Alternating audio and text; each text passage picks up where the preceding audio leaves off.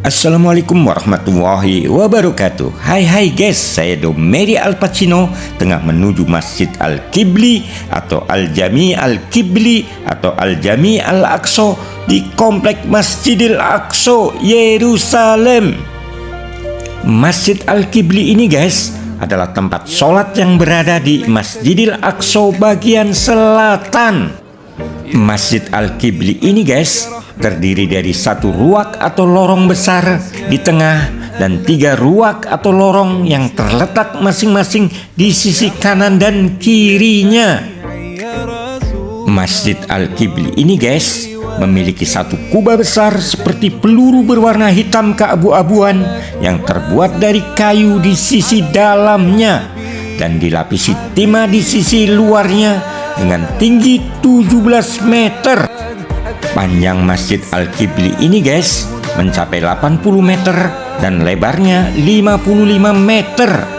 Luasnya mencapai 4000 meter persegi.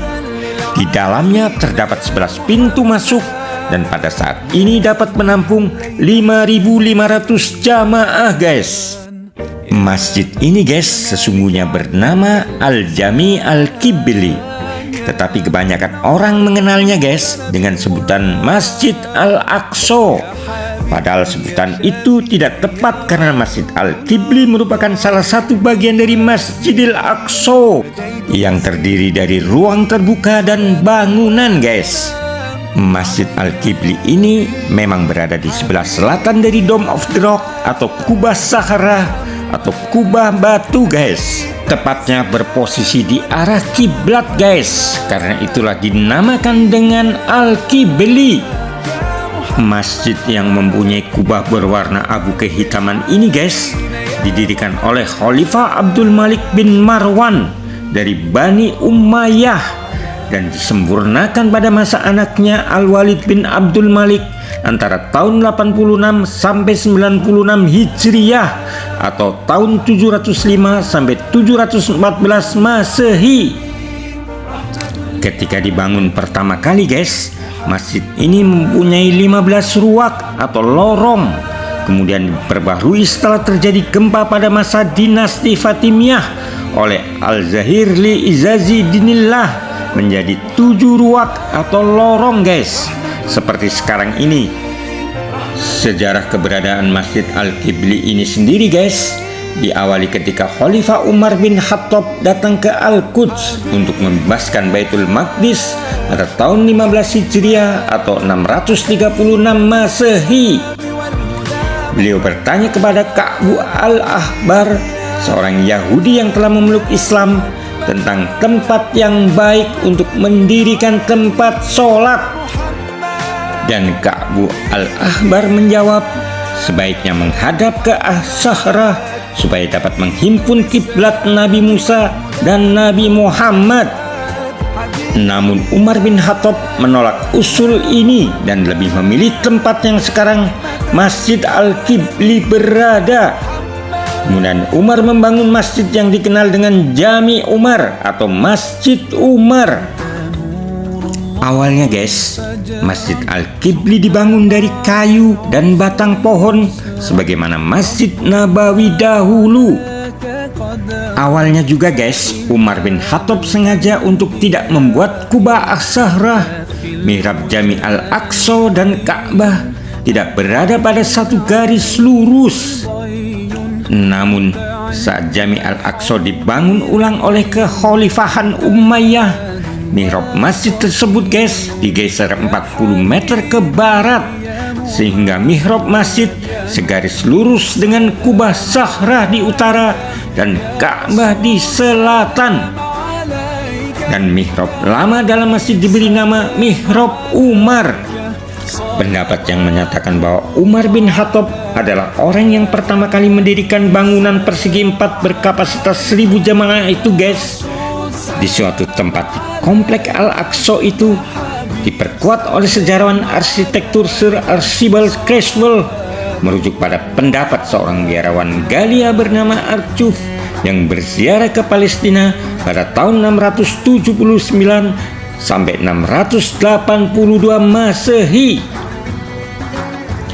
Tetapi ada pendapat lain guys, yang didukung oleh tulisan dari ulama Yerusalem awal yang bernama Al-Mutahhar bin Tahir Al-Maqdis, yang mengatakan bahwa kemungkinan Muawiyah, khalifah kedua dari dinasti Umayyah, yang sebenarnya memerintahkan pembangunan Masjid Al-Qibli alias bukan Umar bin Khattab. Wallahu shawab. Namun jika Umar bin Khattab yang pertama kali membangun Masjid Al-Qibli itu guys, kemudian diperbaharui dan diperluas oleh Khalifah Muawiyah bin Sufyan sehingga dapat menampung 3.000 jamaah guys. Nah, ketika tentara salib menguasai Al-Quds guys, mereka membagi Masjid Al-Qibli menjadi 3 bagian. Pertama dijadikan sebagai kantor komando pimpinan tentara salib, kedua dijadikan tempat tinggal pasukan berkuda, serta bagian ketiga dijadikan gereja. Tragedi itu sendiri guys terjadi pada tahun 1099 Masehi, ketika tentara perang salib pertama menduduki Yerusalem dan turut menguasai Masjidil Aqsa. Kemudian Jami Al-Aqsa atau Masjidil Al-Qibli ini guys diubah menjadi istana kerajaan dengan nama Templum Solomonis atau Kuil Sulaiman atau Salomo. Fungsi Jami Al-Qibli ini guys kemudian dikembalikan seperti semula setelah Salahuddin Al-Ayyubi mengambil alih kepemimpinan Yerusalem berikut Masjidil Aqsa setelah kemenangannya pada perang salib kedua. Peristiwa itu terjadi guys pada tahun 583 Hijriah atau tahun 1187 Masehi. Salahuddin Al-Ayyubi mengembalikan fungsi Masjid Al-Qibli sebagaimana sebelumnya.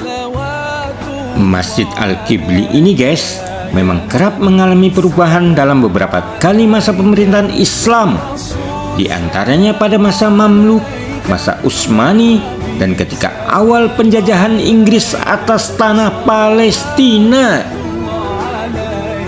Pada akhirnya guys, ayo kita tengok keindahan arsitektur Masjid Al-Qibli ini dari dalam atau interiornya guys. Ayo.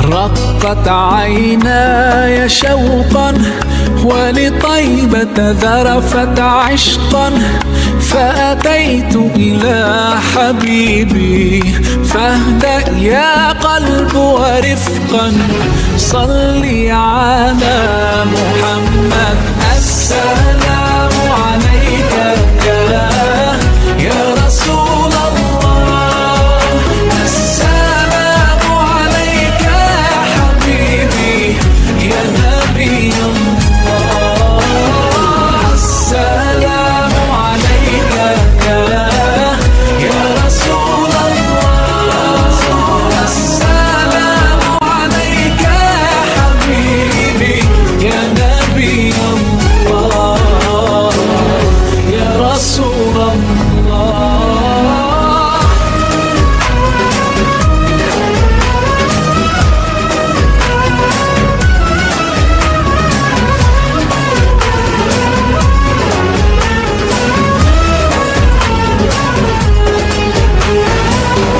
قلب بالحق تعلق وبغار حراء تألق يبكي يسأل خالقه فأتاه الوحي فأشرق اقرأ اقرأ يا محمد السلام عليك يا رسول الله السلام عليك يا حبيبي يا نبي الله السلام